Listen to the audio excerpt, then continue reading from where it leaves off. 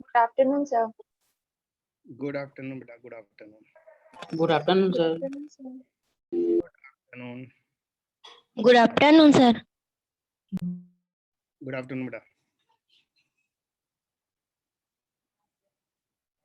Good afternoon sir. Good afternoon. Good evening, sir. Good evening हो गई अभी good afternoon से? No, sir. Good afternoon, Amini. Good morning sir. Good afternoon, sir. ये आवाज को क्या हुआ ये बता। Good afternoon sir. Good afternoon. Sir वो जानबूझ के तोतला के बोलता है गुड मॉर्निंग पता है, सर पता कर। है, पता है, पता है, पता है, पता है।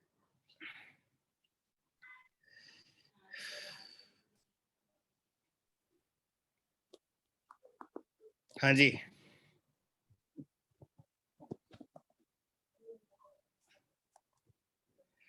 तो बच्चों कल बता रहे थे आपको कि जब भी कोई इलेक्ट्रॉन किसी भी हायर ऑर्बिट से फर्स्ट ऑर्बिट में आता है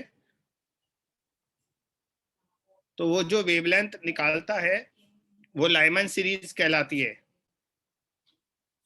आपको किसी भी दो ऑर्बिट के बीच में इलेक्ट्रॉन के जंप करने से जो वेवलेंथ आती है वो आप इस फार्मूले से निकाल सकते हैं। आपको स्क्रीन दिखाई दे रही है ना सबको?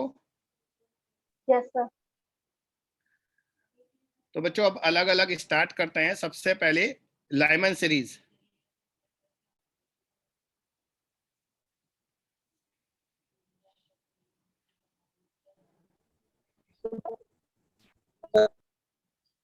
बोलो।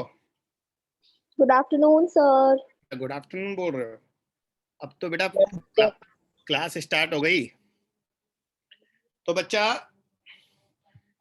अगर इलेक्ट्रॉन किसी भी हायर ऑर्बिट से फर्स्ट ऑर्बिट में आता है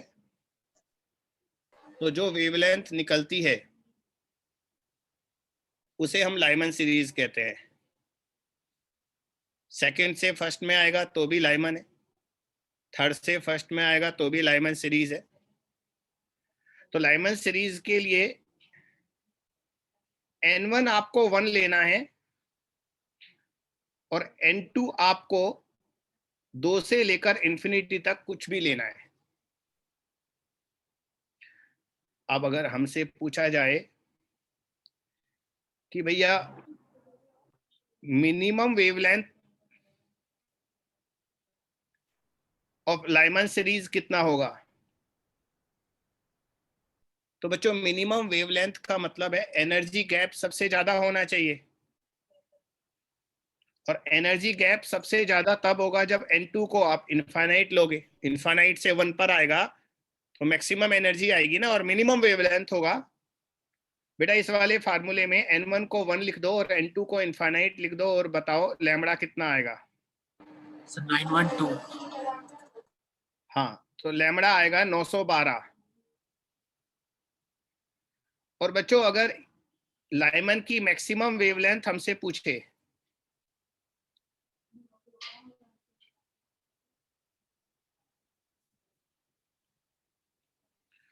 तो मिनिमम एनर्जी होनी चाहिए। अब मिनिमम एनर्जी कहां से कहां तक आएगी बताओ?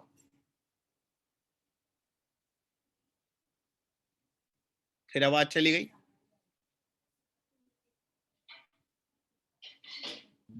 सर 1216 इलेक्ट्रॉन है। हाँ नहीं, अभी तो मैं बेटा ये पूछ रहा था N2 कितना लूं। सर 2 लेंगे ना। हाँ तो बोलो बच्चा। तो इस फार्मूले में N1 को तो 1 लेना है और N2 को 2 लेना है। N1 बराबर 1 पुट करो और N2 बराबर 2 पुट करो और इसे सॉल्व करके बताओ लैम्बडा कितना आएगा। वैसे तो मनीष बोल पड़ा। कितना मनीष, कितना बोला बेटा? सर मैं बोला 1216 इलेक्ट्रॉन। हिमांशु ओके 1216। हाँ सही है, बिल्कुल सही है। 1216 एंगस्ट्रॉम, यानी कि हमारी जो लाइमन सीरीज होती है ना बेटा उसकी मिनिमम वेवलेंथ 912 एंगस्ट्रॉम होती है और मैक्सिमम वेवलेंथ 1216। अगर आपसे पूछे लाइमन सीरीज स्पेक्ट्रम में कहां लाई करती है तो हम बोलेंगे अल्ट्रा वायलेट। ये जो वेवलेंथ है ना बेटा ये अल्ट्रा वायलेट कैटेगरी में आती है, अल्ट्रा वायलेट जो रेज होती है उस कैटेगरी में होती हैं। इनकी वेवलेंथ विजिबल लाइट से कम है, तो विजिबल लाइट से कम होने की वजह से ये अल्ट्रा वायलेट रेंज में आती है। आप लिख दो इस बात को, हाँ, कि लाइमन सीरीज जो है वो परामैंगनी, अल्ट्रा वायलेट को परामैंगनी कहते हैं ना, अल्ट्रा वायलेट सीरीज में आती है, कैटेगरी में, अल्ट्रा वायलेट रेज की कैटेगरी में आती है, लिख दो। लाइमन के बाद बेटा क्या नाम होता है? Sir बामर series.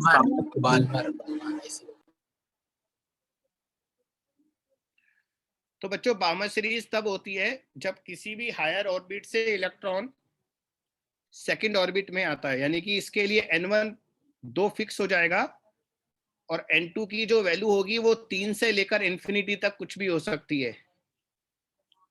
तो बेटा अब बताने में मुझे देर मत करना, आप देखो आप तो समझ ही गए ना आपको कैसे निकालना है। तो अगर इसकी मैक्सिमम मिनिमम वेवलेंथ निकालनी है तो अपन को एनर्जी गैप मैक्सिमम लेना पड़ेगा, और एनर्जी गैप मैक्सिमम तब होगा जब इंफिनिटी से 2 पर आओगे। तो इस वाले फॉर्मूले में n1 बराबर 2 रखना है और n2 बराबर इनफाइनाइट रखना है, और बताओ कितना आएगा लैम्बडा? सर 3648 के आसपास आ गए।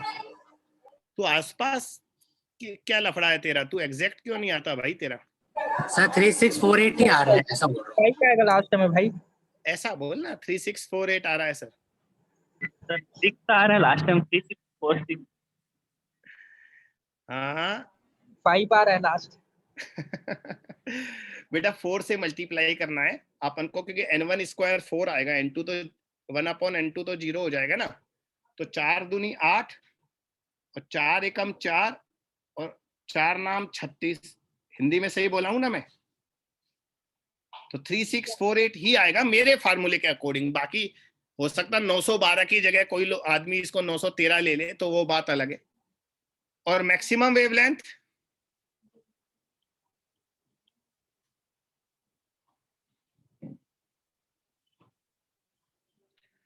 बेटा बामर सीरीज की मैक्सिमम वेवलेंथ के लिए n2 आप 3 लोगे, तो n1 बराबर 2 लेना है, n2 बराबर 3 लेना है, और सॉल्व करके बताओ कितना आएगा।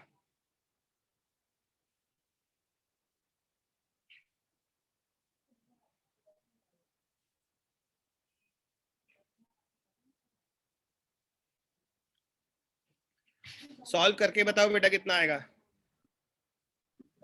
6563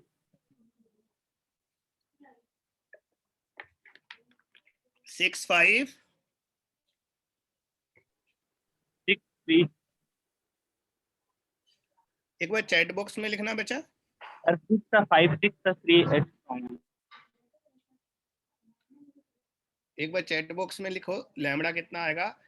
n2 बराबर n1 बराबर 2 लेना है और n2 बराबर 3 लेना है। 1/4 माइनस 1/9, 36 ऊपर चला गया, नीचे 5 आएगा, तो ये हो जाएगा 912 गुना 36/5। बस इसको सॉल्व करके बता दो।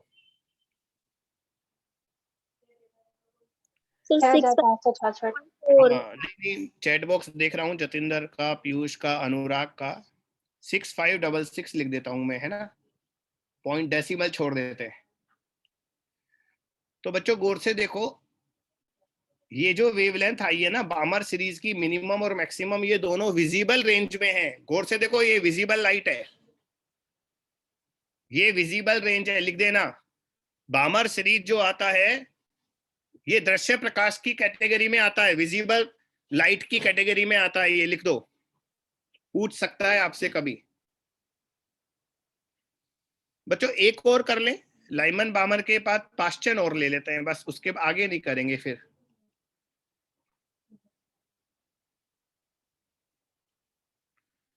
तो बच्चों पाश्चन सीरीज अगर हमें लेना है तो इलेक्ट्रॉन थर्ड पर आएगा, तो n1 बराबर तो 3 हो जाएगा, और n2 की वैल्यू आप 4 से लेकर इनफाइनाइट तक कुछ भी रख दो। अब अगर पाश्चन की मिनिमम वेवलेंथ अपन को निकालनी है, अब फटाफट काम कर दो बेटा, आप लोग सीख गए। तो बच्चों आपको n2 बराबर 4 लेना पड़ेगा और n1 बराबर 3 लेना पड़ेगा और लैम्बडा निकालना पड़ेगा। और अगर मैक्सिमम वेवलेंथ निकालना है बेटा, वैल्यू निकाल कर बताओ, तो आपको नहीं, मिनिमम के लिए n टू इनफाइनाइट लेना है बेटा, मैं गलत लिख गया, इसको सही करते हैं। हाँ, n टू इनफाइनाइट लेना है, और मैक्सिमम के लिए n टू 4 लेना है, और फिर लैम्डा निकालना है। उदय प्रकाश, ये तो पुराना हो गया बेटा, अब नया लिखो। भावना, सही लिखा है 8208?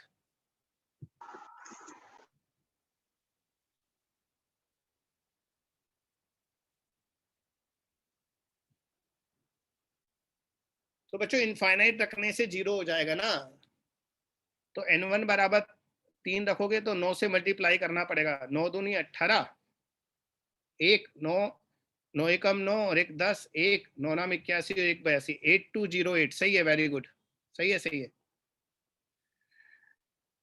तो ये तो आ गया 8208, ये तो मिनिमम आ गई। और मैक्सिमम कहाँ जाएगी? बस मिनिमम मत लिखो, अब आप मैक्सिमम लिखकर बताओ।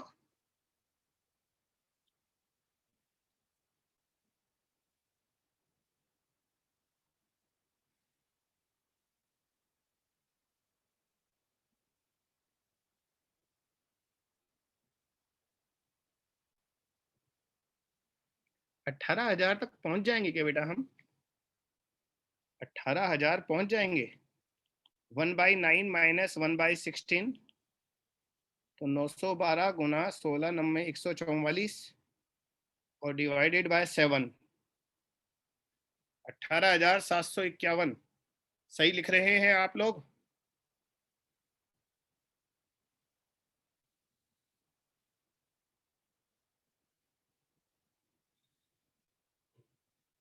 हम्म, 18,761 आ रहा है बेटा। तो ये मैक्सिमम वेवलेंथ है बेटा। ये किस कैटेगरी में आता है? Sir infrared. Very good, yes. Visible light किसे ज्यादा वेवलेंथ इंफ्रारेड में होती है, तो ये इंफ्रारेड की कैटेगरी में आता है। इसके बाद कौन सी सीरीज होती है? लाइमन, बामर, पास्चन, ब्रैकेट, पीफन, है ना, ये सब होती है। हाँ, तो बच्चों अगर इसका एक डायग्राम बना ही लेते हैं, थोड़ा थोड़ा मन कर रहा है, तो सबसे पहले एक लाइन हमने खींची, उसके बाद ये थोड़ा सा गैप देकर दूसरी लाइन खींची, फिर थोड़ा गैप कम हो जाएगा, ये n बराबर 3, फिर गैप और कम हो जाएगा, n बराबर 4, और गैप और कम हो जाएगा, n बराबर 5। ये लो, ये तो दोनों मिल गए, तो फिर 4 ही रहने देते हैं, अपन ऐसा करते हैं।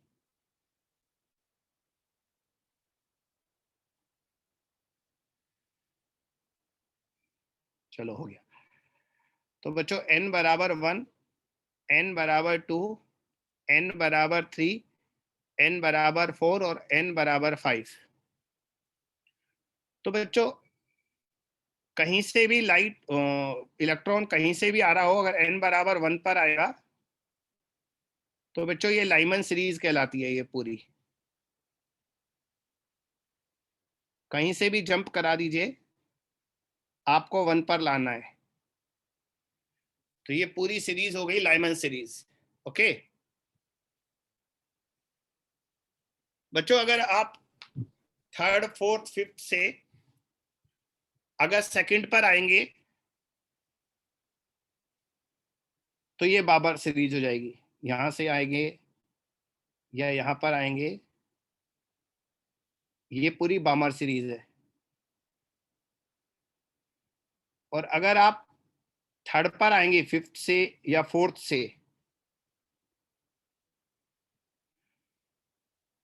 तो पास्चन सीरीज हो जाएगी। गैप दे देते थोड़ा, इस तरह से आगे का छोड़ देते हैं। तो बेटा ये लाइमन सीरीज है, ये बामर सीरीज है, ये पास्चन सीरीज है, ऐसे होता है।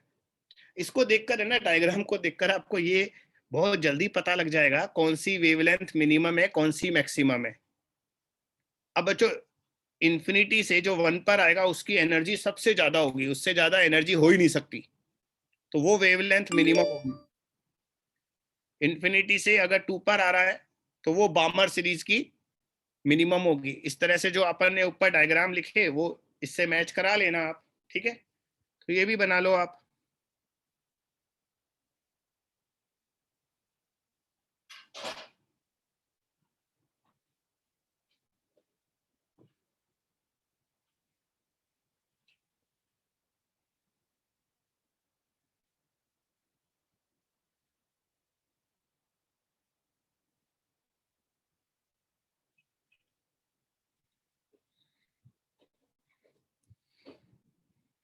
चलो अब कुछ और डेफिनेशंस हैं, जैसे आयोनाइजेशन एनर्जी क्या होता है, एक्साइटेशन एनर्जी क्या होता है, बाइंडिंग एनर्जी क्या होता है। बच्चों मैं पहले ही बोल चुका, देखो ये सब आप केमिस्ट्री में पढ़ चुके, तो हो सकता है थोड़ा बहुत तो आपको लग रहा हो कि आप रिपीट कर रहे हैं। बोर तो नहीं हो रहे ना? बोर हो रहे हैं तो मैं छोड़ दूं इसको, क्योंकि रिपीटेशन तो है 100% केमिस्ट्री का। तो चलो आपका रिवीजन हो जाएगा। बताओ आयोनाइजेशन एनर्जी क्या होती है बेटा? हिंदी में क्या बोलेंगे? आयनन ऊर्जा। अब बताते जाओ। सर किसी भी परमाणु के लास्ट कक्षा से इलेक्ट्रॉन निकालने के लिए जितनी ऊर्जा की आवश्यकता होती है उसे आयनन ऊर्जा बोलते हैं। कहाँ से निकालने की? फर्स्ट ऑर्बिट से या लास्ट ऑर्बिट से? लास्ट ऑर्बिट से। लास्ट मतलब n बराबर 1 या n बराबर इंफिनिटी? n बराबर इंफिनिटी तो बेचारा बाहर ही चला गया, फिर वो निकालेगा क्या? थोड़ा करेक्शन करो। सर संयोजी कोष बोल सकते हैं उसकी जगह। नहीं, मुझे बताओ आयोनाइजेशन एनर्जी या आयनन ऊर्जा क्या होती है? पहले मुझे परिभाषा बताओ। Sir, the energy required to know an electron completely out of an atom. From Outermost cell. Outer most. बेटा आउटर मोस्ट तो खुद इंफिनिटी होता है, उसको फिर बाहर क्या निकालोगे? आउटर मोस्ट तो इंफिनिटी होता है। नहीं, मेरे हिसाब से ये तो नहीं है सही। ऐसा बोलो इनर मोस्ट, ग्राउंड स्टेट। अगर एक इलेक्ट्रॉन ग्राउंड स्टेट में है तो ग्राउंड स्टेट से इंफिनिटी पर ले जाने के लिए जो मिनिमम एनर्जी चाहिए that is called ionisation energy. बच्चों क्या मैंने गलत बोला? केमिस्ट्री में कुछ अलग पढ़ते हो क्या? सर केमिस्ट्री में हम लोग आउटर मोस्ट सेल पढ़ते हैं। Outermost orbit पढ़ते हैं। आउटर मोस्ट तो खुद ही बाहर है, उसको फिर बाहर क्या निकालोगे? फिर तो आयोनाइजेशन एनर्जी 0 आएगी।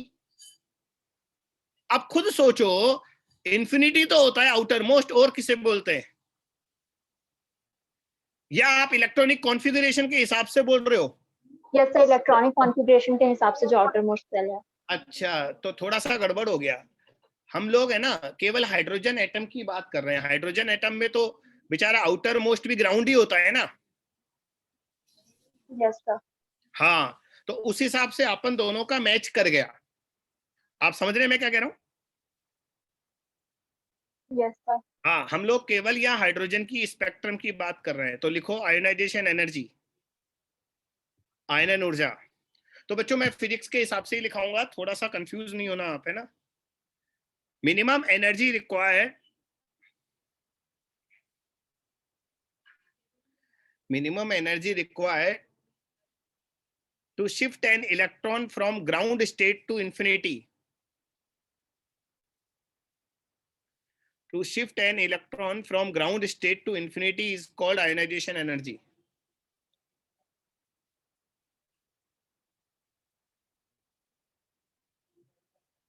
हिंदी में लिख लो बेटा। इलेक्ट्रॉन को बेटा ग्राउंड स्टेट को क्या बोलेंगे? सामान्य अवस्था।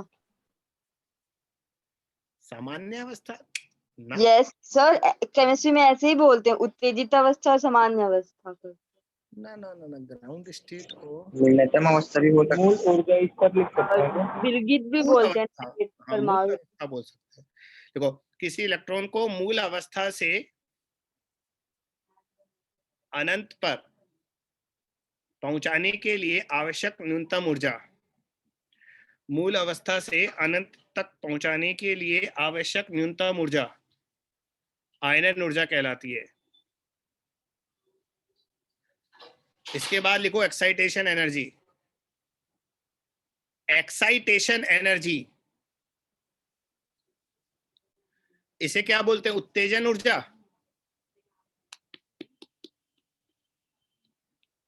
Yes sir. लिखो उत्तेजन ऊर्जा, और इसकी डेफिनेशन बताओ पहले। एक्साइटेशन एनर्जी क्या है?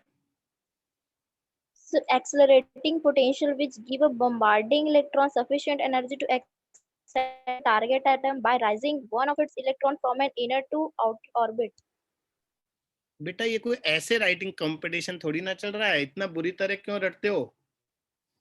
Sir 12th में याद किए थे। हाँ, क्या बुरी तरह भयंकर तरीके से याद किया हुआ है बेटा। किसका बम्बारमेंट करा दिया? इजराइल का युद्ध करवा दिया तूने तो बम्बारमेंट करवा कर। तो यहाँ पर बम्बारमेंट की तो हम कोई बात ही नहीं कर रहे। चलो वो बात अलग है, बाद में हम जब एटम की कोलिजन की बात करते हैं तब काम आती है ये चीज। तो अब तो थोड़ा सिंपल वे में बता दो ना, एक्साइटेशन एनर्जी क्या होता है। जैसे आयोनाइजेशन एनर्जी बताया, बिल्कुल उस तरीके से बताओ। सर, परमाणु द्वारा अवशोषित वह ऊर्जा जिसके कारण इलेक्ट्रॉन निम्न ऊर्जा स्तर से किसी उच्च ऊर्जा स्तर में जाता है। हाँ, उच्च ऊर्जा स्तर में जाता है। किसी भी एक्साइटेड स्टेट में चला जाए, मूल अवस्था से इलेक्ट्रॉन को मूल अवस्था से किसी भी उत्तेजित अवस्था में ले जाने के लिए आवश्यक ऊर्जा उत्तेजन ऊर्जा कहलाती है। ठीक है, लिखो energy required to shift an electron from ground state. Energy required to shift an electron from ground state to any excited state. From ground state to any excited state is called excitation energy. Hindi में दोबारा बोलूं या लिख लिया? लिखिए sir. हाँ, electron को मूल अवस्था से किसी भी उत्तेजित अवस्था तक ले जाने के लिए आवश्यक ऊर्जा उत्तेजन ऊर्जा कहलाती है। तो बेटा जैसे n1 बराबर 1 से n1 बराबर 2 पर ले गए, अब n1 बराबर 1 से n1 बराबर 2 पर ले गए तो ये फर्स्ट एक्साइटेशन एनर्जी कहलाती है। सही बोला मैं? Yes sir. n1 बराबर 1 से n1 बराबर 3 पर ले गए तो सेकेंड एक्साइटेशन एनर्जी हो गई। करेक्ट? Yes sir. हाँ, प्रथम उत्तेजन ऊर्जा, द्वितीय उत्तेजन ऊर्जा, इस तरह से लेते चले जाएंगे। और अब एक और डेफिनेशन लिख लो, तीसरा लिखो बाइंडिंग एनर्जी, बंधन ऊर्जा। इसको और एक्सप्लेन करो क्या होता है।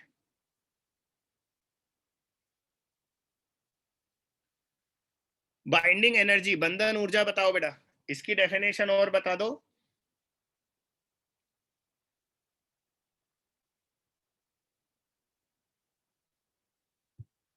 कहाँ चले गए? कहाँ चले गए? है सर। तो बताओ ना, बाइंडिंग एनर्जी क्या होता है?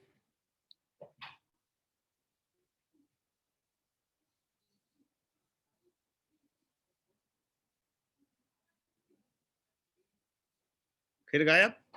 नहीं पता सर। नहीं आता तो मना करो ना। हाँ, मना करना तो आता है, वो भी नहीं सीखा। वो अच्छे से कर सकते हैं, अच्छे से पता नहीं। अरे तो बेटा जो पता है बता दे, मैं करेक्शन कर दूंगा, इसमें क्या है। शायद मतलब वह ऊर्जा जो किसी इलेक्ट्रॉन को बांधे रखती है। बांधे तो रखती है, कहाँ बांधे रखती है और कहाँ ले जाना है, यहाँ पर ये बताना बहुत जरूरी है।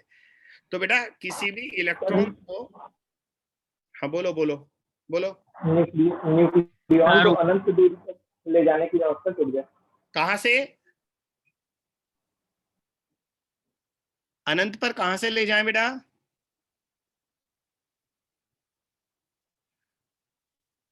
तुम लोग एक तो ये बहुत गंदी आदत है, आधा बोलते हो फिर मैं दोबारा बुलवाता हूँ तो ऐसे चुप हो जाते हो जैसे तो हमें एक बार के पैसे मिले, हम दोबारा क्यों बोले, है ना। सर वह ऊर्जा जो किसी न्यूक्लियॉन को अनंत तक ले जाने के लिए आवश्यक होती है। न्यूक्लियॉन? ओ भैया हम एटम इलेक्ट्रॉन की बात कर रहे हैं, तू न्यूक्लियॉन पर क्या चला गया? न्यूक्लियॉन अलग चीज होते हैं मेरा बच्चा, न्यूक्लियॉन नाभिक के अंदर होता है, अभी तो हम एटम के अंदर है। नहीं, न्यूक्लियन तो वर्ड ही यूज मत कर यहां। और कोई बच्चा है जो बताएगा? जतिंदर क्या लिख रहा है? एनर्जी रिक्वायर्ड, तेरा माइक खराब हो गया क्या?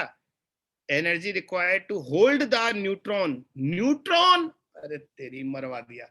अरे मेरे बच्चा ऐसे नहीं पढ़ते, तुमने फिजिक्स को रट रखा है। अरे हम न्यूक्लियर न्यूक्लियर न्यूक्लियर फिजिक्स नहीं पढ़ रहे हैं, वहां बाइंडिंग एनर्जी अलग होती है, मास डिफेक्ट वो बाद में पढ़ाऊंगा तुम्हें। अरे मैं एटम की बात कर रहा हूं। चलो लिखो, तुम्हें नहीं आता कोई बात नहीं, कोई बात नहीं। न्यूट्रॉन प्रोटॉन कहां से आ गए जतिंदर? न्यूक्लियर फिजिक्स थोड़ी ना पढ़ रहे हैं अभी हम। लिखो बेटा, बेटा किसी भी इलेक्ट्रॉन को किसी भी एक्साइटेड स्टेट से इंफिनिटी पर ले जाने के लिए जो एनर्जी चाहिए, बच्चों ग्राउंड स्टेट से इंफिनिटी पर ले जाने के लिए जो एनर्जी चाहिए वो आयनाइजेशन एनर्जी कहलाती है, और एक्साइटेड स्टेट से इंफिनिटी पर ले जाने के लिए जो एनर्जी चाहिए वो बाइंडिंग एनर्जी कहलाती है। लिखो, बाइंडिंग एनर्जी, बंधन ऊर्जा।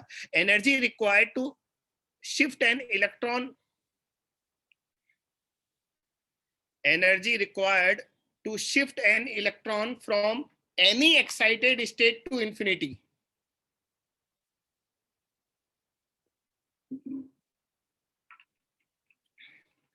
Shift an electron from any excited state to infinity is called binding energy. Hindi में लिखो, इलेक्ट्रॉन को किसी भी उत्तेजित अवस्था से अनंत तक ले जाने के लिए आवश्यक ऊर्जा,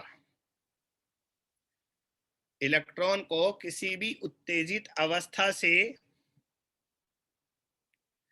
अनंत तक ले जाने के लिए आवश्यक ऊर्जा बंधन ऊर्जा कहलाती है।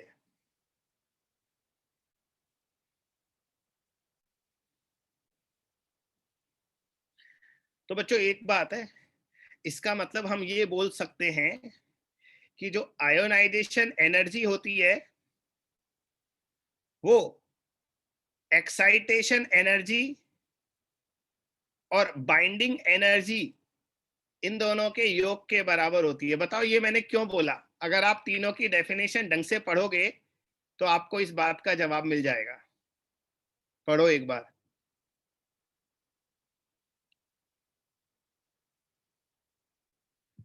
ढंग से देखो। देखो मैं बताता हूं, एक्साइटेशन एनर्जी क्या था? N1 बराबर 1 से किसी भी एक्साइटेड स्टेट तक ले जाने के लिए आवश्यक ऊर्जा, ठीक है? यानी कि एक्साइटेड स्टेट हम 3 मान लेते हैं। तो बेटा N1 बराबर 1 से, और N1 ये एग्जांपल दे रहा हूं मैं, हाँ, N1 बराबर 1 से और N2 बराबर 3 तक ले जाने के लिए जो एनर्जी चाहिए वो तो एक्साइटेशन एनर्जी हो गई।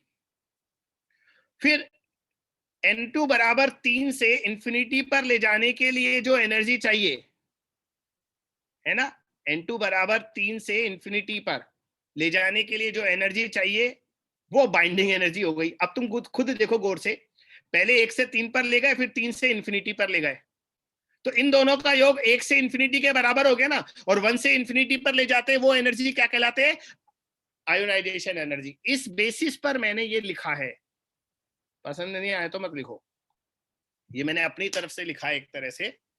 एक्साइटेशन एनर्जी और बाइंडिंग एनर्जी का जो टोटल होता है, योग होता है, वो आयोनाइजेशन एनर्जी के बराबर हो जाएगा।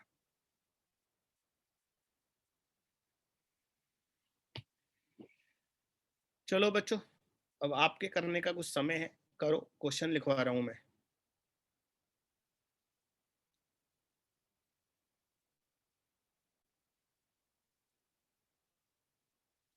बच्चों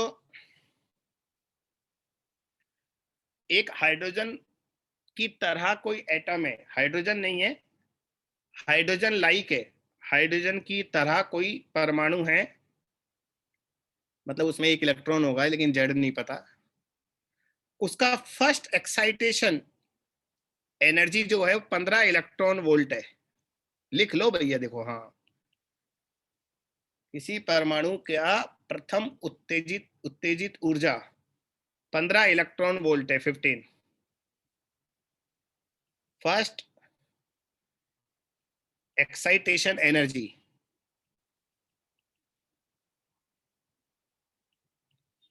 ये 15 इलेक्ट्रॉन वोल्ट है।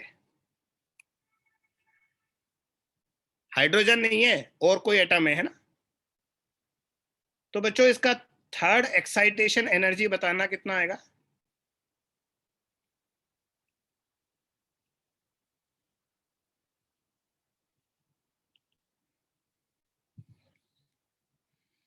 थर्ड एक्साइटेशन एनर्जी बताओ कितना आएगा?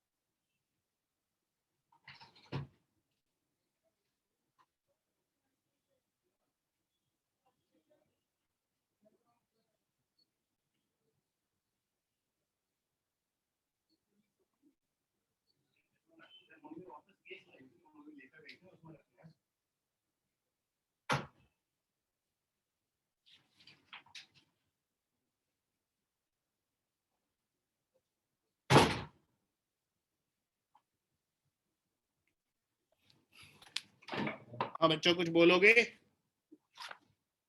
3.3। हे भगवान।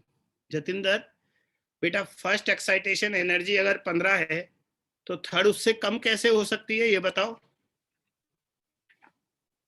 तेरे को लज्जा नहीं आई? हाँ तेरे को लज्जा नहीं आई? Sorry sir. बेटा कुछ आंसर तो ऐसे होते हैं जो खुद ही पता लग जाते हैं गलत है यार।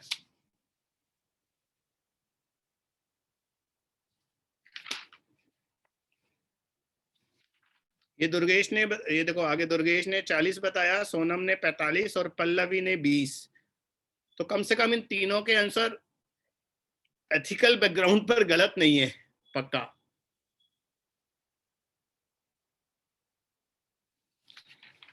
चलो मैं बताता हूं।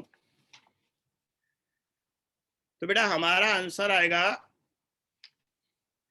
18.75, 18.75।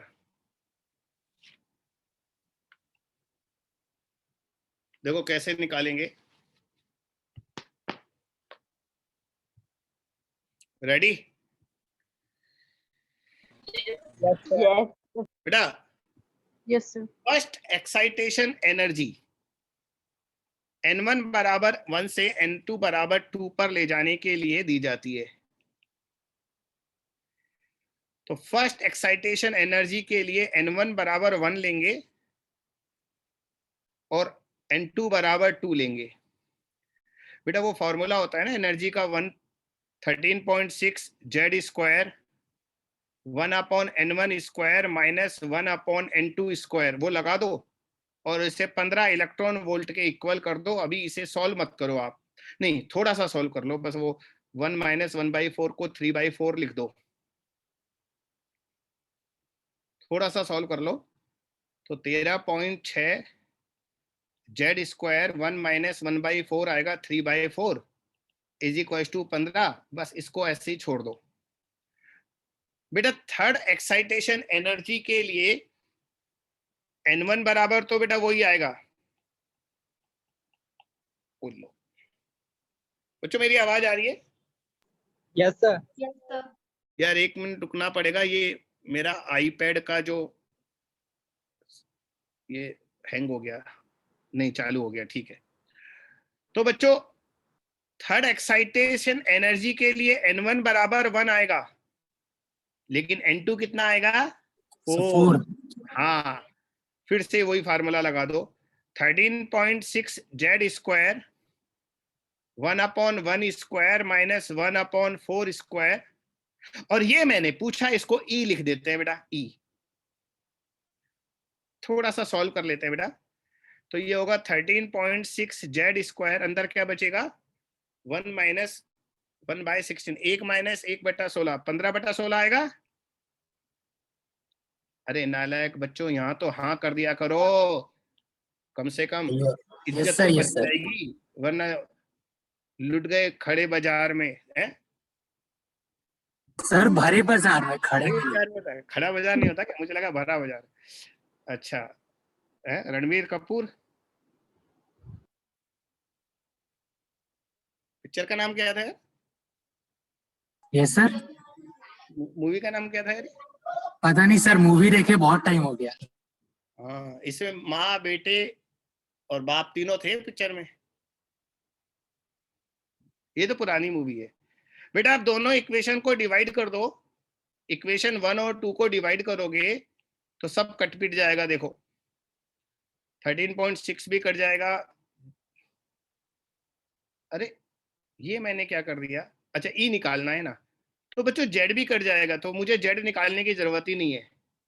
तो ऊपर आएगा 3/4, नीचे आएगा 15/16 और इधर आएगा 15/E। अब इसको तिरछा गुणा करके ई का मान बता दो, वरना बहुत गड़बड़ हो जाएगी, मैं आगे कुछ कराने का मन ही नहीं करेगा मेरा। सब कुछ कट गया, जेड भी कट गया, ये भी कट गया, वो भी कट गया। 75/4 आ रहा है ना मनीष? तो ये लड़का बचा लेता है अपनी क्लास को। तो यही बताया था मैंने, 18.75 आएगा, है ना? हाँ, थैंक यू बच्चों, थैंक यू अनुराग, जतिंदर, गरिमा, बचा लिया तुमने, है ना? बच्चों जेड भी निकाल दो, इक्वेशन 1 से जेड भी निकल आएगा। 3 से 15 से 3 कटेगा, 5 चौक 20। यह जेड पूरा तो नहीं आएगा, रहने दो, मत निकालो, पूर्णांक नहीं आ रहा उसमें, वैल्यू देने में थोड़ा बहुत गड़बड़ हो गया, तो जेड जो है वो इंटीजर नहीं आ रहा, इसलिए मत कैलकुलेट करो, छोड़ दो। हो सकता आ भी जाए या जेड स्क्वायर की वैल्यू है। जेड निकाल कर देखें अपन, कितना आएगा? 3 5 से कटेगा, 20/13.6, 20/13.6 नहीं आ रहा, मत निकालो। 1.2 आ रहा है जेड। अब जेड तो 1.2 हो नहीं सकता, तो इसका मतलब कोई वैल्यू देने में गड़बड़ हो गई, लेकिन हमारा क्वेश्चन तो जो था वो हमने सॉल्व कर दिया, बस काम खत्म।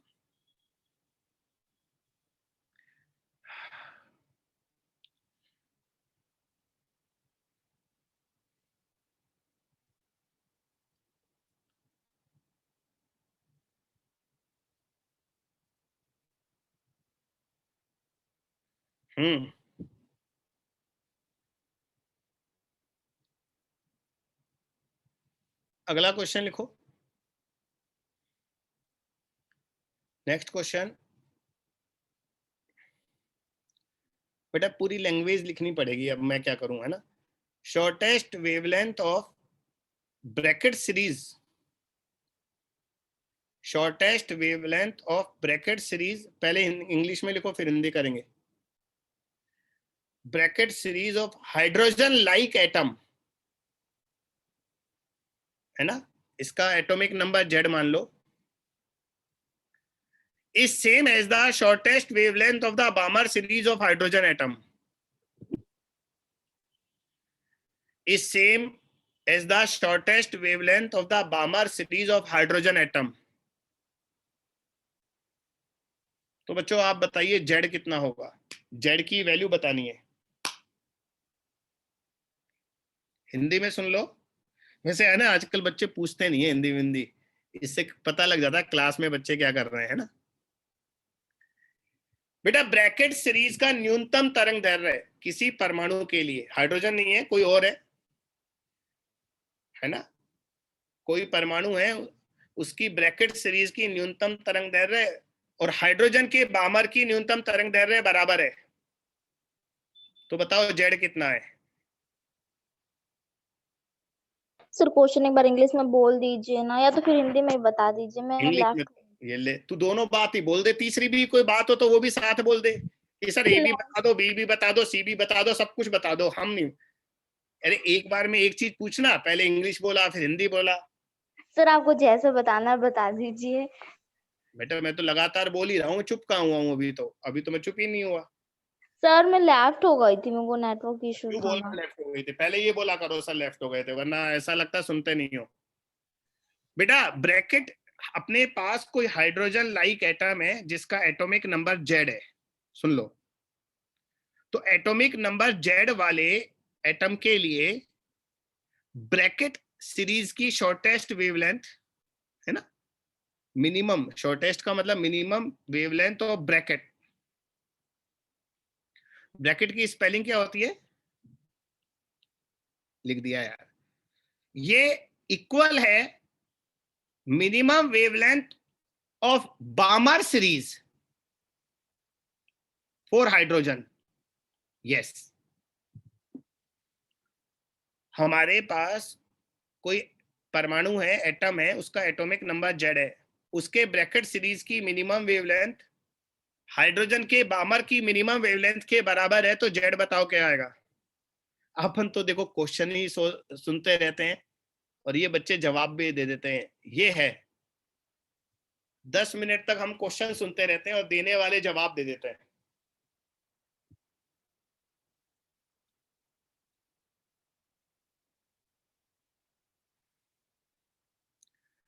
तो आकाश का 2 है, मनीष का 2 है,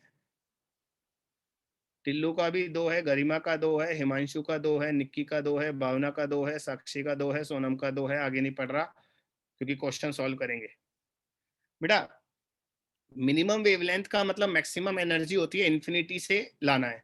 ब्रैकेट में कहाँ लाते हैं? लाइमन, बामर, पाश्चन, ब्रैकेट, यानी कि 4 पर लाना है। तो इसमें तो आपको n1 बराबर 4 लेना है और n2 इन्फिनिटी लेना है, और बामर में n1 बराबर 2 लेना है और n2 आपको इन्फिनिटी लेना है, क्योंकि मिनिमम है ना, तो मिनिमम में इन्फिनिटी लेते हैं। बाकी बच्चों को ये बात समझ में आ जानी चाहिए जो हम कर रहे हैं। अब बच्चों पहले वाले के लिए वेवलेंथ का फार्मूला आएगा 912 upon Z square 1 upon n1 square minus 1 upon n2 square. n2 को इन्फिनिटी लिख दिया। बेटा जेड स्क्वायर नीचे आता है, ऊपर मत कर देना। और ये आएगा 912 अपॉन, बेटा यहां पर z1 लेना है, हाइड्रोजन है, 1 upon 2 square minus 1 upon infinity square. 912 तो कटेगा ही कटेगा, इसमें कोई डाउट नहीं है। तो नीचे नीचे को बराबर कर दो बेटा, है ना। तो जेड स्क्वायर अपॉन 16 बराबर 1/4। तो जेड स्क्वायर 4 आ गया और जेड बराबर 2 आ गया बेटा। तो दोनों वेवलेंथ बराबर कर दी। लैम्बडा का ये तो फार्मूला है, ये भूल तो नहीं गए।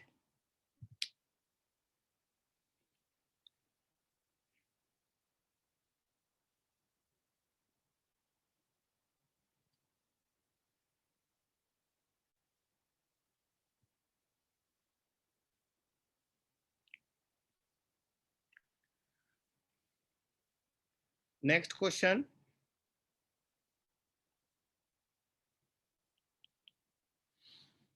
बेटा हाइड्रोजन में जब इलेक्ट्रॉन 4 से 2 पर आता है, n बराबर 4 से 2 पर आता है, तो वो ब्लू लाइट निकालता है। ये क्वेश्चन में दिया हुआ है। हाइड्रोजन एटम में जब इलेक्ट्रॉन 4 से 2 पर आता है तो ब्लू लाइट निकालता है। तो आपको बताना है जब वो 5 से 2 पर आएगा तो कौन सा कलर होगा। 4 ऑप्शन है, रेड कलर हो सकता है, येलो हो सकता है, ग्रीन हो सकता है या फिर वॉयलेट। 4 से 2 पर आने पर अगर ब्लू कलर है तो 5 से 2 पर आने पर कौन सा कलर होगा पॉसिबल कलर, ये बताओ इन 4 ऑप्शन में।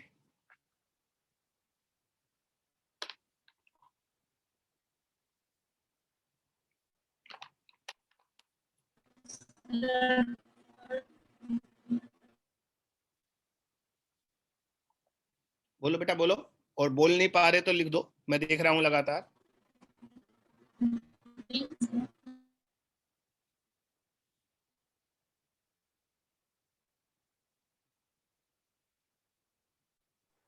आवाज नहीं आ रही बेटा, आवाज आ नहीं रही।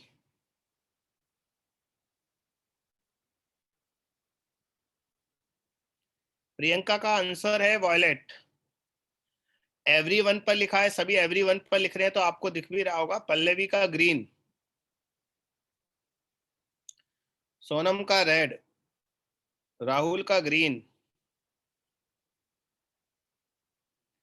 जतिंदर का येलो, साक्षी का ग्रीन, तनु, भावना, भाव्या, इन सब का ग्रीन, आकाश का वॉयलेट।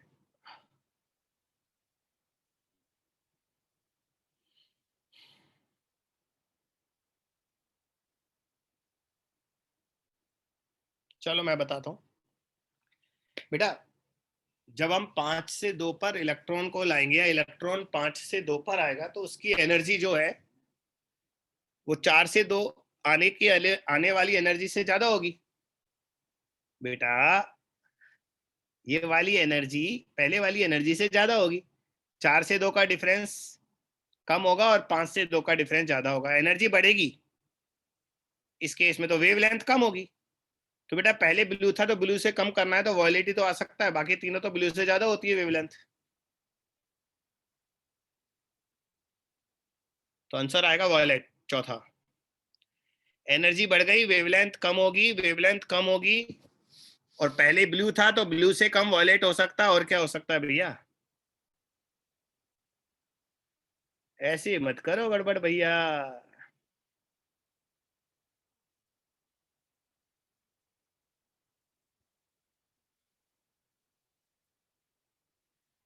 चलें आगे, क्वेश्चन और करने हैं ना अभी तो। Yes sir. एक बढ़िया क्वेश्चन दूं या ऐसे आसान आसान देने? और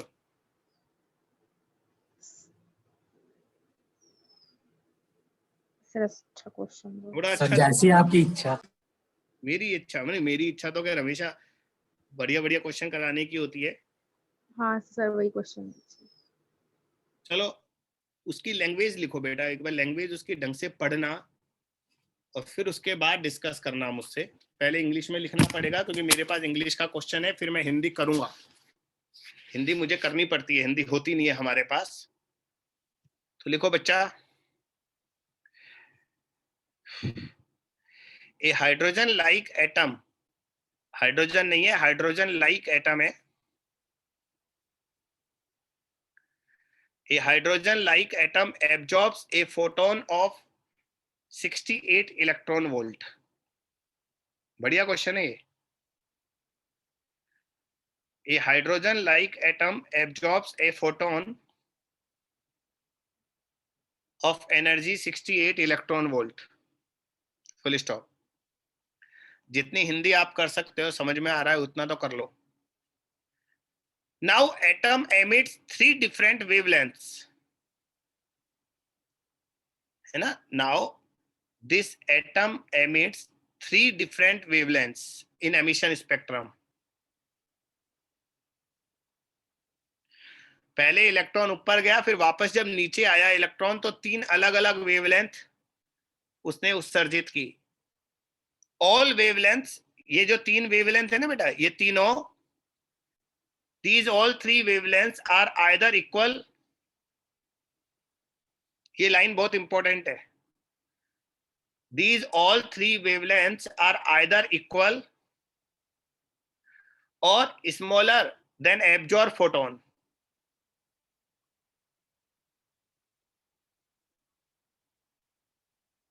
either equal or smaller than absorbed photon.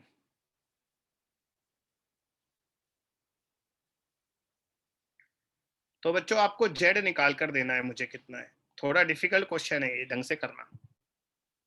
Hindi में लिख दो. एक परमाणु 68 इलेक्ट्रॉन वोल्ट का ऊर्जा का एक फोटोन अवशोषित करता है. एक परमाणु 68 इलेक्ट्रॉन वोल्ट ऊर्जा का फोटोन अवशोषित करता है.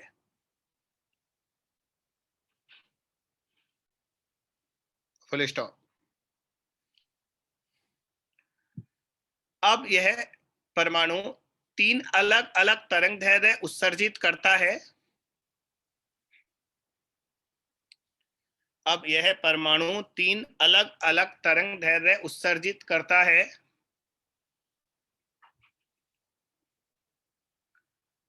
Full stop. ये तीनों तरंगदैर्घ्य अवशोषित फोटोन की तरंगदैर्घ्य के बराबर या उनसे कम है. ये तीनों तरंगदैर्घ्य अवशोषित फोटोन की तरंगदैर्घ्य के बराबर या उनसे कम है.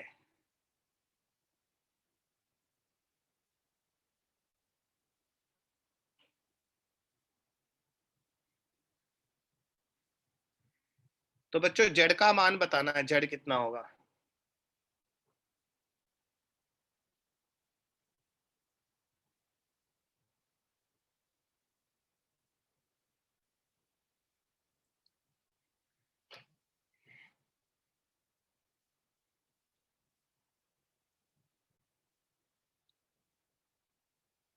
थोड़ा सा डिफिकल्ट तो पड़ेगा आपको, लेकिन मजा उतना ही आएगा आपको करने में.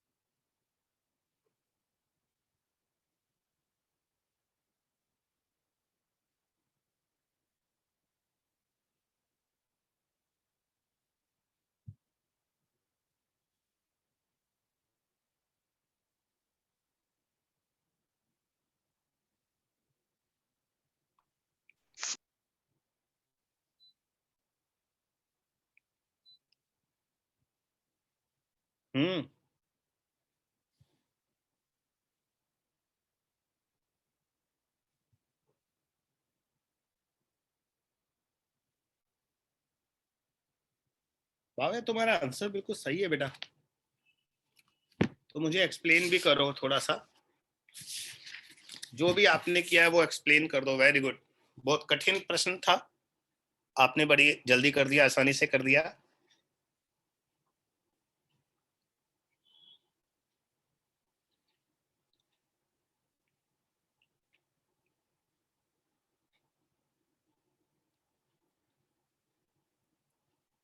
तुम्हारा माइक खराब है. ठीक है बेटा.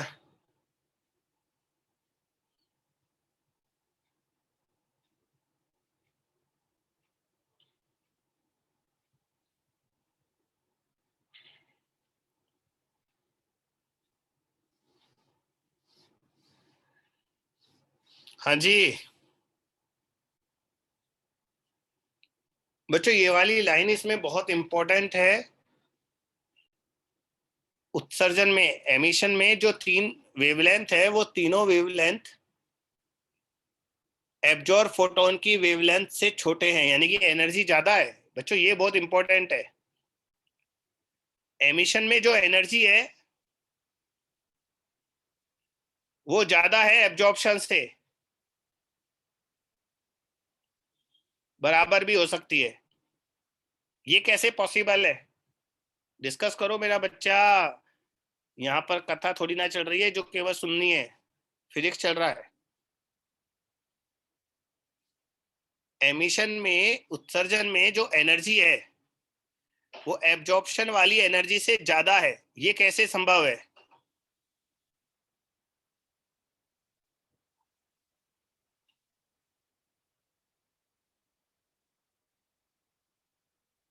अगर आप बिल्कुल भी डिस्कस नहीं करेंगे तो ये क्वेश्चन मैं छोड़ दूंगा, मैं सॉल्व नहीं करूंगा। थोड़ा बहुत आप डिस्कस करेंगे, कुछ बताएंगे, बात करेंगे तो मैं सॉल्व करूंगा, वरना मैं आगे बढ़ जाऊंगा दूसरे क्वेश्चन पर। 3 वेवलेंथ एब्जॉर्ब हो रही है, मतलब मैक्सिमम इलेक्ट्रॉन। नहीं, एब्जॉर्ब तो एक हो रही है बेटा, एब्जॉर्ब तो एक हो रही है, एमिट 3 हो रही है।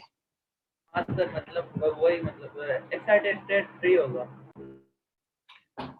मैंने जो ये पूछा तूने उसका जवाब नहीं दिया। ये कैसे पॉसिबल है कि एमिशन में जो एनर्जी है वो एब्जॉर्प्शन की एनर्जी से ज्यादा हो?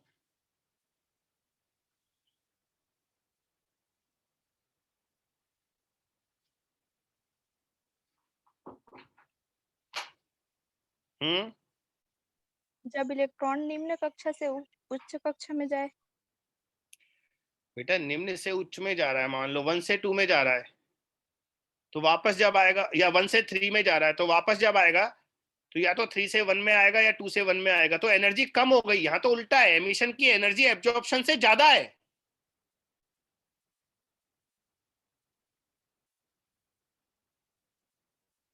टू से 3 में जाएगा। इस बार इसने सही जवाब दिया है। इसका मतलब ये 2 से 3 में जाएगा। देखो मैं बताता हूँ, ये n1 बराबर 2 है, n1 बराबर 1 है, ये n1 बराबर 2 है और ये 3 है। इलेक्ट्रॉन यदि 2 से 3 में गया है ना बेटा एब्जॉर्प्शन में, ये एब्जॉर्प्शन है, तो वापस जब आएगा, ये देखो इलेक्ट्रॉन कहां से कहां गया, n बराबर 2 से n बराबर 3 में गया। इसलिए जब ये वापस आया तो कैसे कैसे वापस आ सकता है? या तो 3 से 2 पर आएगा, चलो पहले 3 से 1 बना लेते हैं, या तो 3 से 1 पर आएगा, ठीक है, या 3 से 2 पर आएगा और फिर 2 से 1 पर आएगा। तो बेटा गौर से देखो, ये 3 अलग अलग वेवलेंथ आ गई, ये 3 वेवलेंथ आ गई। एक वेवलेंथ ये रही, दूसरी ये रही और तीसरी ये रही। अब गौर से देखो, इसकी जो एनर्जी है, इसकी एनर्जी इसकी एनर्जी से ज्यादा है ना, और ये वाली एनर्जी इस एनर्जी के बराबर है, और ये वाली एनर्जी भी इस एनर्जी से ज्यादा है। तो क्वेश्चन के अकॉर्डिंग काम हो गया बेटा। आप देखो,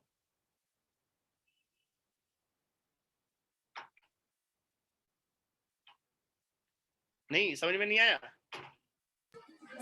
ये थर्ड वाला एक बार बताइए। थर्ड वाला मतलब? सर जो 2 से 1 में जा रहा है ना, वो वाला पार्ट। भाई एक बात बता, 2 से 1 में जा रहा है तो ये एनर्जी भी तो ज्यादा हो गई ना एब्जॉर्प्शन से। Yes sir. एब्जॉर्प्शन वाली एनर्जी को मैं ग्रीन कर देता हूं, चलो इसको ग्रीन कर देते हैं।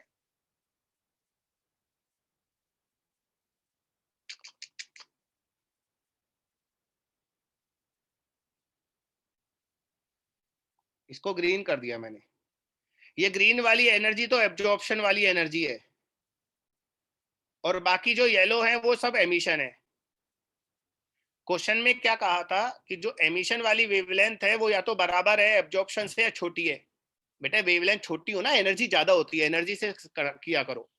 इसका मतलब एमिशन वाली जो एनर्जी है वो एब्जॉर्प्शन वाली एनर्जी से क्या है, ज्यादा है। और ज्यादा तभी होगी जब या तो 3 से 1 पर आएगा या 2 से 1 पर आएगा, और जब 3 से 2 पर आएगा तो बराबर हो जाएगी, क्योंकि पहले ये 2 से 3 पर गया था। बेटा मैंने पहले ही कह दिया था ये बात कि ये क्वेश्चन का लेवल थोड़ा ज्यादा है, और इसीलिए तुम्हें पसंद नहीं आती। अब तुम्हारी टाइम फिक्स हो जाएगी, इसलिए मैं भी नहीं कराऊंगा और तुम भी नहीं करोगे। बस एक छोटा सा क्वेश्चन अच्छा दे दूं तो हालत खराब हो जाती है। तो बच्चों डिसीजन क्या निकला, हमारा इलेक्ट्रॉन n1 बराबर 2 से कहां गया था, 3 पर गया था। अब आप ये वाला फार्मूला लगा दो, 13.6 Z square 1/n1 square minus 1/n2 square, और इसे 68 के बराबर कर दो क्योंकि क्वेश्चन में 68 दिया है, और सॉल्व कर लो, z बराबर 6 आ जाएगा। ये तुम्हारा आंसर आ गया बस। यानी कि कैलकुलेशन ज्यादा नहीं थी, बस वो लाइन तो पकड़ना था ना कि हमने इलेक्ट्रॉन को 2 से 3 पर क्यों ले गए, ये इंपॉर्टेंट था।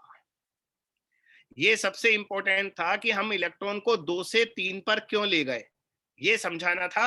बाकी कैलकुलेशन बिल्कुल आसान थी, कैलकुलेशन में कोई दम नहीं था।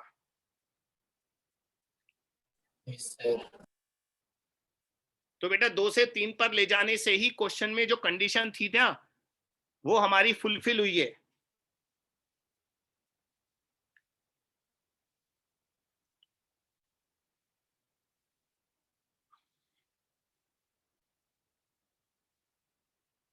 और बताओ, बढ़िया हालचाल, सब ठीक है घर में?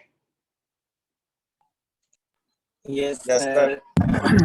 चलो बेटा एक क्वेश्चन दे दिया मैंने बीच में, अब मैं वापस थोड़े रेगुलर क्वेश्चन, ये नेक्स्ट क्वेश्चन जो है ये थोड़ा सा डिफरेंट है बट डिफिकल्ट नहीं है बेटा। डिफरेंट और डिफिकल्ट में अंतर होता है। ये जो क्वेश्चन अभी अभी किया था ये डिफिकल्ट था, और अब जो दे रहा हूं वो डिफिकल्ट नहीं है पर थोड़ा अलग है।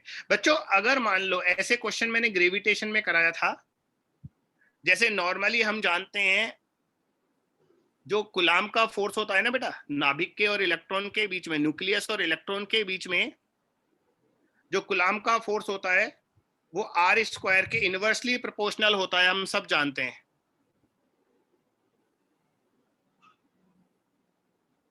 ठीक है, अगर मैं इसे r की पावर 4 कर दूं, क्वेश्चन क्या है, यदि प्रोटॉन और इलेक्ट्रॉन के बीच लगने वाला कुलाम का बल आर स्क्वायर की जगह r की पावर 4 के इनवर्सली प्रोपोर्शनल हो जाए,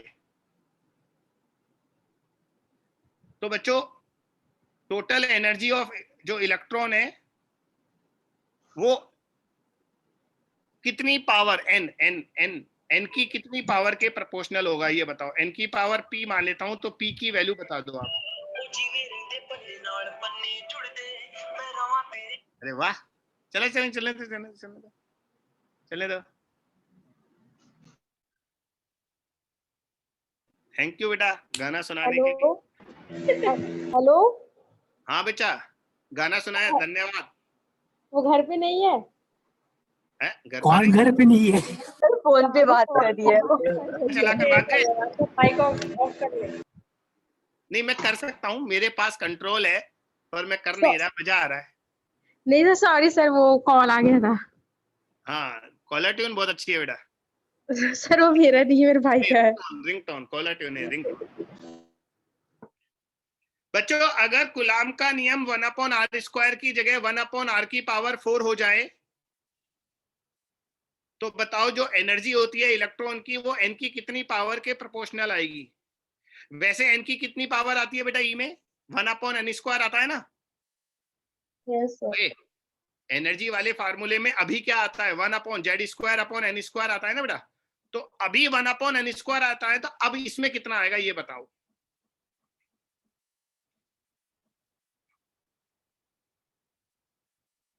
अब करो, ये क्वेश्चन कठिन नहीं है, तो थोड़ा अलग है।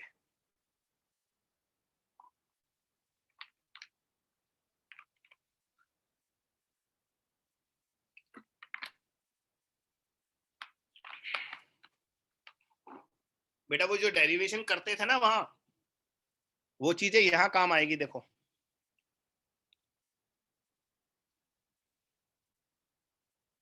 आज चरणजीत की आवाज नहीं आई, मुझे लग रहा है आज गायब है वो।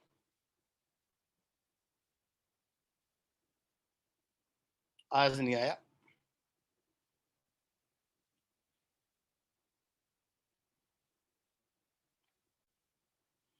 बच्चों क्वेश्चन तो समझ गए, ये तो बता दो हाँ या ना। Yes sir.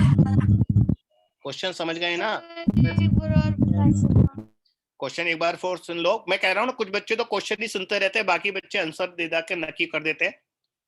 अगर कूलाम का नियम है ना, इलेक्ट्रॉन और प्रोटॉन के बीच में जो फोर्स है वो 1/r² होता है ओरिजिनली, लेकिन 1/r² की जगह अगर 1/r⁴ हो जाए तो इलेक्ट्रॉन की जो टोटल एनर्जी होती है वो n की कितनी पावर के प्रोपोर्शनल होगी। पावर निकालना है, n क्या है, वो है ना नंबर ऑफ ऑर्बिट वाला n है, यहाँ ये बताना है।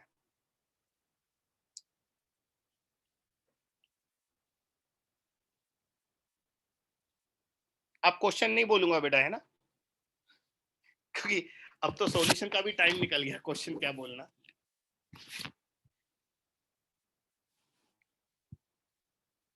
चलो मैं सॉल्यूशन कर रहा हूं, क्योंकि इस बार किसी ने भी जवाब भी नहीं दिया, तो ऐसा लग रहा है आपसे नहीं होगा। ये है बेटा, कूलाम का जो लॉ है 1/r⁴ है, कांस्टेंट को c मान लो थोड़ी देर के लिए। हम जानते हैं कितना भी फोर्स हो अल्टीमेट इसे mv²/r के बराबर तो होना ही है। इसे इक्वेशन 1 डाल दो, और बोर की थ्योरी के हिसाब से mvr जो है वो nh/2π होगा, ये भी कंफर्म है, nh/2π। इसे इक्वेशन नंबर 2 डाल दो।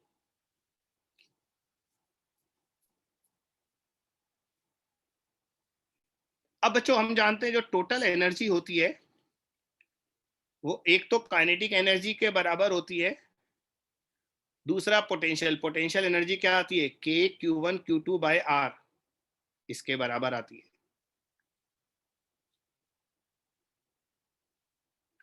अब बच्चों हमें क्या करना है, इक्वेशन 1 और 2 को सॉल्व करके एक तो v निकालना है, v यहां डालना है, और इन दोनों को ही सॉल्व करके एक बार r निकालना है, r यहां डालना है, फिर आंसर आएगा आपका। तो मनीष ने तो मेहनत करके बता दिया सर, p आपकी पावर -4 आ रहा है। एक बार मैं बाकी बच्चों का और देखना चाह रहा हूं, कुछ मेहनत करते हैं या नहीं करते।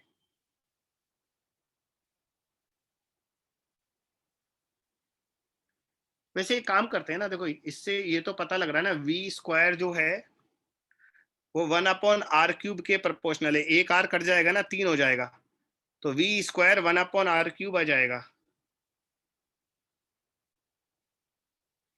फिर r की वैल्यू रखनी पड़ेगी यार।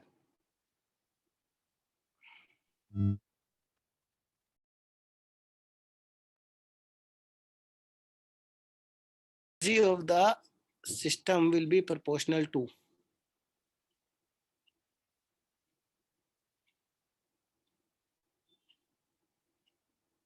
चलो बच्चों मैं ही आगे बढ़ता हूं थोड़ा सा। तो इक्वेशन 1 और 2 को सॉल्व करते हैं।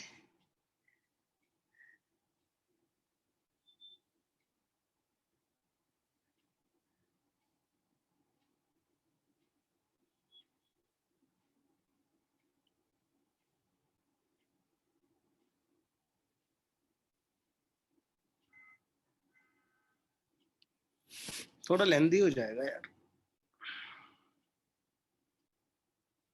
सर, लेंदी है बहुत। मुझे भी लग रहा है लेंदी हो जाएगा, लेकिन मुझे है ना शुरू में नहीं लगा था इतना लेंदी हो जाएगा क्वेश्चन ये।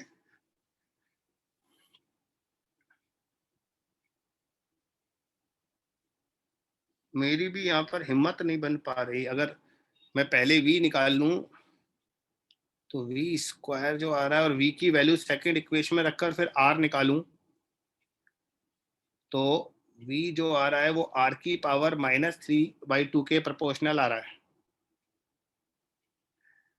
तो यहाँ पर फिर मैं रखूंगा r⁻³ -3/2 और ये 1 पावर है, तो r⁻³ -1/2 और इधर n आएगा, तो r प्रोपोर्शनल टू n⁻² -2 हो जाएगा।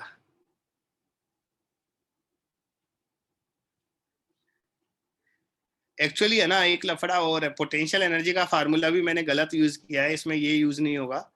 तो हम केवल काइनेटिक एनर्जी से क्वेश्चन करेंगे। पोटेंशियल एनर्जी बता दूंगा बाद में कभी, तुम अभी तैयार नहीं हो उतना सुनने के लिए। तो r जो है n⁻² के प्रोपोर्शनल हो गया, तो v² जो प्रोपोर्शनल है r⁻³ -3 के है, और r जो है वो n की पावर -2 की पावर -3 n की पावर 6, ये आंसर आएगा फाइनली। एक बार गलती देख लेता हूँ, कोई गलती नहीं हो गई हो। लेकिन बेटा आप लोगों के लिए आए तो नहीं बचा ये क्वेश्चन, इसलिए अभी हम तो छोड़ ही देते हैं तो अच्छा है। एक तो पता है पोटेंशियल एनर्जी का फार्मूला भी चेंज हो जाएगा। अपन पोटेंशियल एनर्जी को k q1 q2 by r नहीं लिख सकते, क्योंकि वो तभी आता है जब कूलाम का नियम 1/r² होता है, वो भी चेंज हो जाएगा। और वो निकालूंगा तो तुम्हारी जान निकल जाएगी। इसलिए है ना, अब ये मान लो बस काइनेटिक एनर्जी से ही निकालना है अपन को।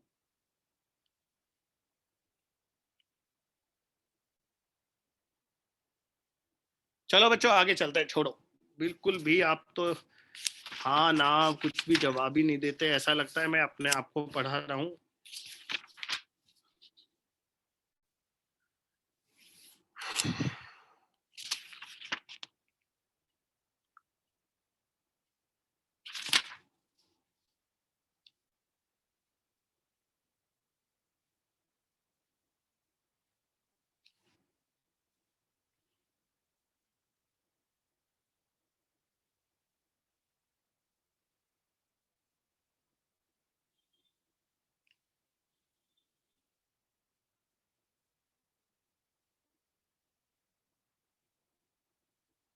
बहुत सिंपल क्वेश्चन जो है वो भी कराने का मन नहीं है।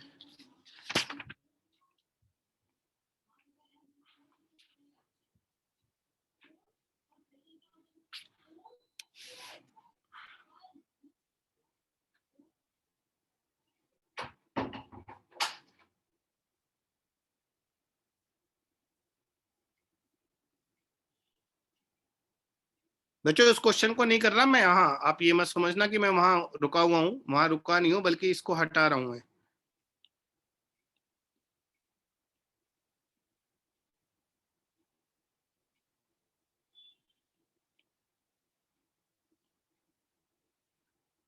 तो बच्चों हमारे एटॉमिक में इतना ही है।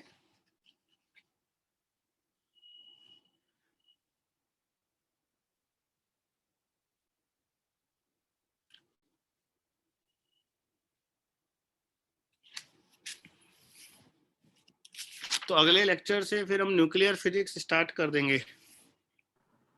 आज का हाँ बेटा, अब तुम लोगों को लगता है मूड ही नहीं है, एकदम चुप हो गए, कुछ बोल बाल ही नहीं रहे। एक आध छोटे मोटे क्वेश्चन करो तो मैं दूं, बोलो।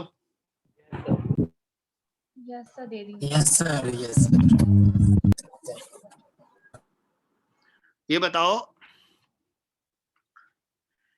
ये जो सर्कल बनता है ना, इलेक्ट्रॉन सर्कल बनाता है, उसका एरिया जो होता है πr², उसका रेशो बताना है। Ratio of the area of the orbit first excited state of electron to the area of the orbit of ground state for hydrogen atom. Simple question है। फर्स्ट एक्साइटेड स्टेट का जो area है circular orbit का वो, और जो ground state का circular orbit का एरिया है वो, उनका रेशो बताना है। बस सिंपल सा क्वेश्चन है बेटा, ताकि चैप्टर का एंड हम अच्छे से करें। वो क्वेश्चन छोड़ दो जो अभी अभी किया था, वो डिफिकल्ट हो गया है ना।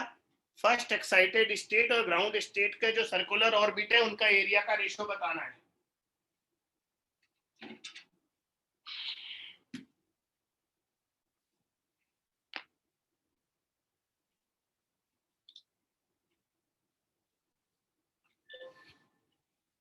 और अगर ये भी नहीं बताया तो मैं समझ जाऊंगा कि फिर तो छुट्टी करनी ही करनी है 100%।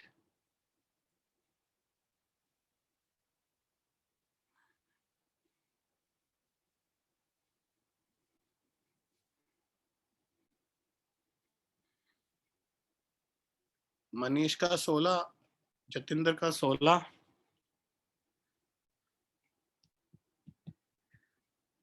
फर्स्ट एक्साइटेड स्टेट, प्रथम उत्तेजित अवस्था और मूल अवस्था में जो सर्कुलर ऑर्बिट होता है, वृत्तीय कक्षा होती है, उनके क्षेत्रफल का अनुपात बताना है।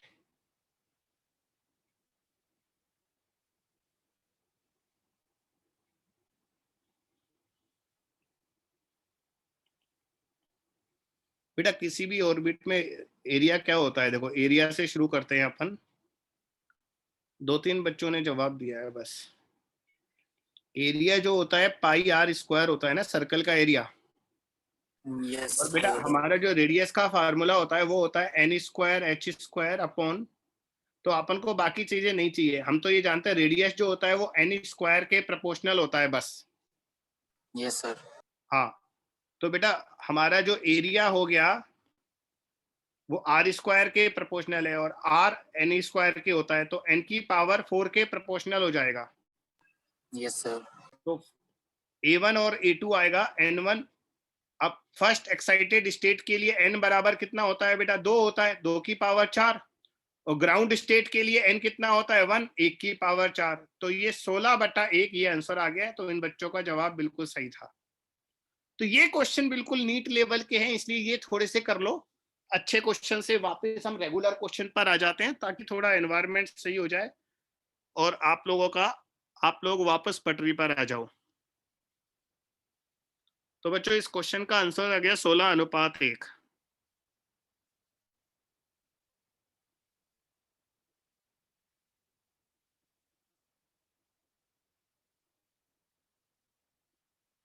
बेटा एक बात बताओ, ग्राउंड स्टेट की एनर्जी, सॉरी ग्राउंड स्टेट जो है उसके सर्कुलर ऑर्बिट का रेडियस r है। सुनना, ढंग से सुनना। मूल अवस्था में जो वृत्तीय कक्षा की त्रिज्या है वो r है। तो उस ऑर्बिट का रेडियस बताओ जहां पर वेलोसिटी ग्राउंड स्टेट वाली वेलोसिटी का 1/3 है। क्वेश्चन एक बार फिर से सुन लो बेटा। हमारा जो ग्राउंड स्टेट है उसके सर्कुलर ऑर्बिट का रेडियस r है, वृत्तीय कक्षा की त्रिज्या r है। तो आप उस ऑर्बिट का रेडियस बताइए जहां की वेलोसिटी, जहां पर इलेक्ट्रॉन की वेलोसिटी ग्राउंड स्टेट वाली वेलोसिटी का 1/3 है, 1/3 है। तो जहां वेलोसिटी 1/3 है वहां रेडियस कितना होगा, बस ये बताना है आपको।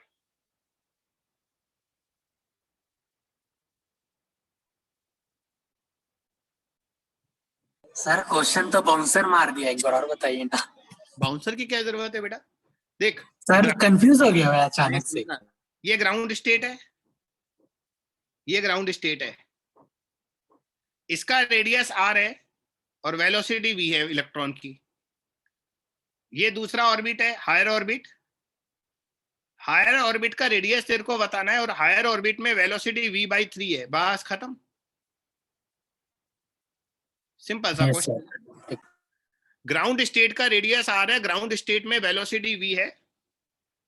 तो हमको उस हायर ऑर्बिट की रेडियस बताना है जहां वेलोसिटी v/3 है। यहां वेलोसिटी v/3 है, रेडियस आपको निकालना है, बस खत्म, ये क्वेश्चन है। इतना एक्सप्लेन मत करवाया करो क्वेश्चन को, एग्जाम में कौन एक्सप्लेन करेगा भैया। यहां पर कितना एक्सप्लेन कर देता हूं, आधा तो सॉल्यूशन ही करवा लेते हो एक्सप्लेन करवा कर।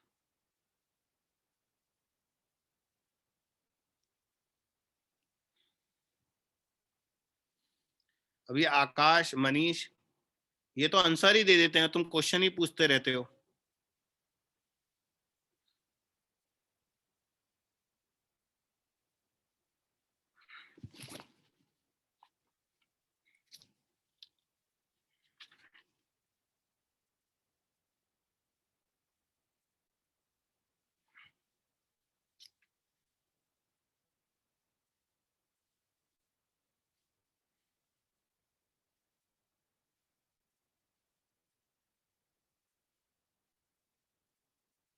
ये क्वेश्चन, एक नेक्स्ट क्वेश्चन लूंगा, वो काफी फेमस है, एग्जाम में आ चुका है। पहले इसका जवाब दो। तो बेटा मनीष का, आकाश का, साक्षी नहीं और पल्लवी, इन तीनों का तो 9 आ रहा है, साक्षी का 8 आ रहा है। बेटा अगर वेलोसिटी 1/3 है, याद है अपन को वेलोसिटी 1/n के प्रोपोर्शनल होती है, z/n होता है ना। तो वेलोसिटी 1/3 कब होगा? 1/3, जब n बराबर 3 हो जाएगा। नहीं समझ में आया? तुम तो तैयार ही नहीं हो यार, खाना मुझे जवाब ही नहीं देते।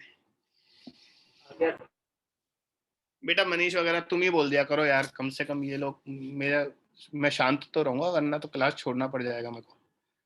तुम ही हाँ ना बोल दिया करो, कोई तो हाँ ना बोल दो।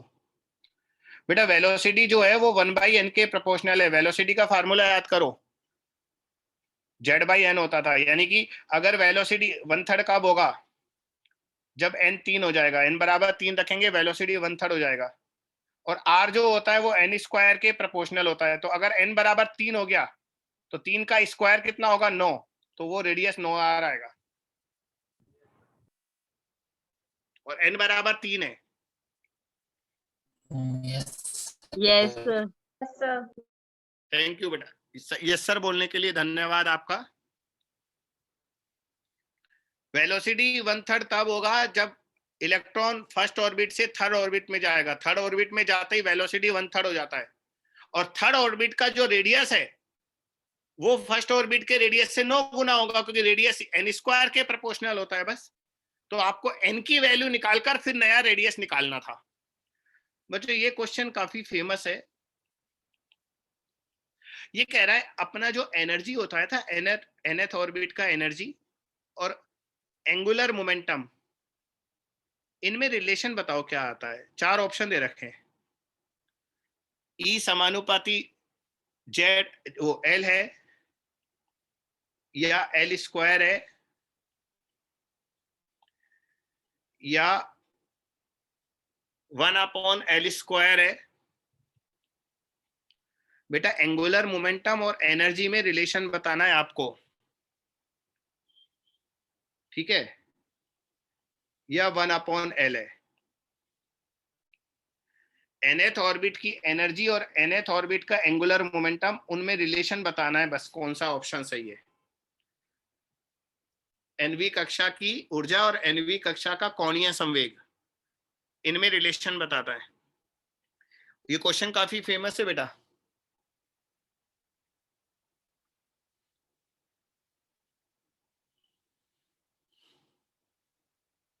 बच्चों आज मैं खूब जितना करा सकता हूं प्रैक्टिस करा रहा हूं। कल मैं सीधा न्यूक्लियर फिजिक्स से ही स्टार्ट करूंगा आपका।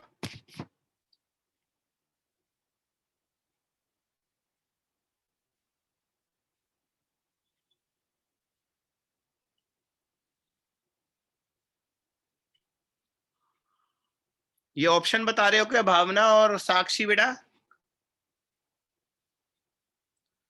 आप लोग ऑप्शन लिख रहे हो ना, थर्ड ऑप्शन, सेकंड ऑप्शन। हाँ Yes, sir. भावना थर्ड, साक्षी सेकंड, सोनम थर्ड, गरिमा सेकंड, भावना ओके ठीक है। Yes sir.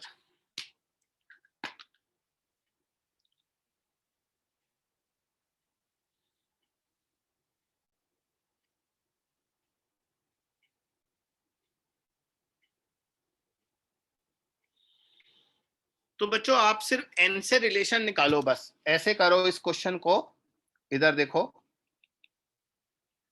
जैसे हमारा एंगुलर मोमेंटम जो होता है वो mvr होता है, यानी कि हमारा जो एंगुलर मोमेंटम है वो v इंटू आर के समानुपाती होता है। बेटा v में कितनी पावर आती है n की, 1/n, और r में n की कितनी पावर आती है, n स्क्वायर। समझ गए ना? v में n 1 नीचे आता है और r n स्क्वायर के प्रोपोर्शनल होता है। यानी कि एंगुलर मोमेंटम जो हो गया वो 1/n इंटू n, n के प्रोपोर्शनल हो गया। और बच्चों एनर्जी जो होती है वो 1/n स्क्वायर के प्रोपोर्शनल होती है।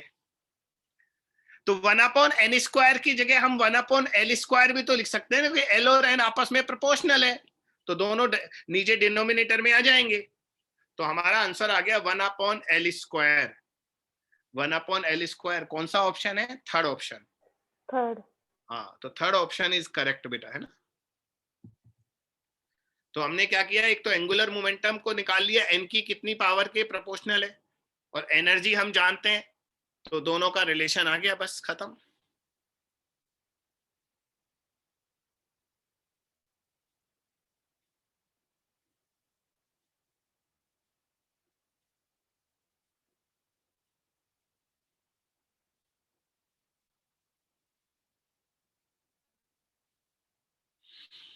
बेटा हाइड्रोजन एटम का फर्स्ट एक्साइटेड स्टेट का बाइंडिंग एनर्जी कितना होगा?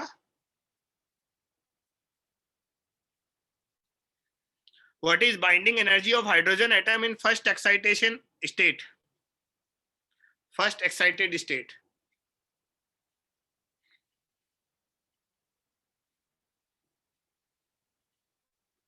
ये छोटे छोटे क्वेश्चन तो फटाफट जवाब दिया करो। फर्स्ट एक्साइटेड स्टेट में बाइंडिंग एनर्जी कितना होता है? याद करो, बाइंडिंग एनर्जी मैंने यही बताया था आपको।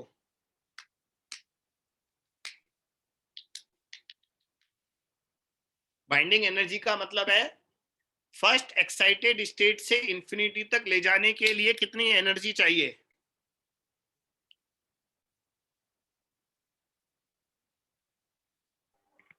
Electron volt. नहीं बेटा, 13.6 तो ग्राउंड स्टेट से ले जाने के लिए चाहिए, ये फर्स्ट एक्साइटेड स्टेट बोल रहा है। सर 3.4। करेक्ट, 3.4 आएगा ना? Yes sir. हाँ बेटा, 13.6 तो ग्राउंड से इंफिनिटी तक होता है और ग्राउंड से फर्स्ट तक ले जाने में 10.2 होता है। तो 10.2 हटा दो तो बचा 3.4। तो फर्स्ट एक्साइटेड स्टेट से इंफिनिटी तक ले जाने में 3.4 इलेक्ट्रॉन वोल्ट एनर्जी चाहिए, यही उसकी बाइंडिंग एनर्जी होगा। समझिए। अब इन छोटे छोटे क्वेश्चंस का जवाब दो मुझे।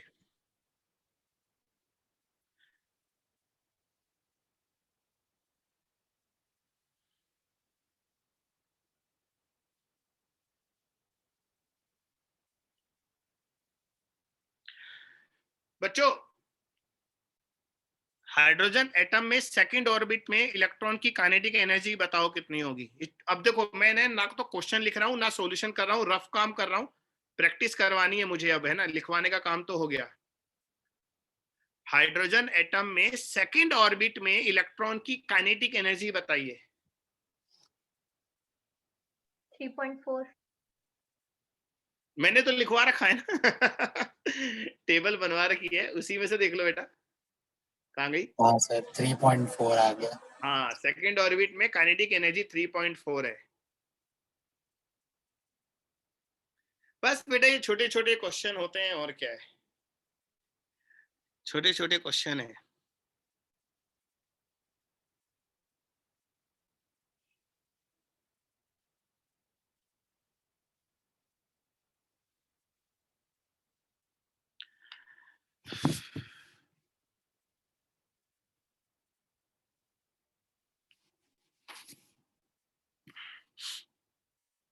बस मैं एक बार और देख रहा हूँ कोई और आप ऐसा क्वेश्चन जो थोड़ा डिफरेंट भी हो वो करा लूं।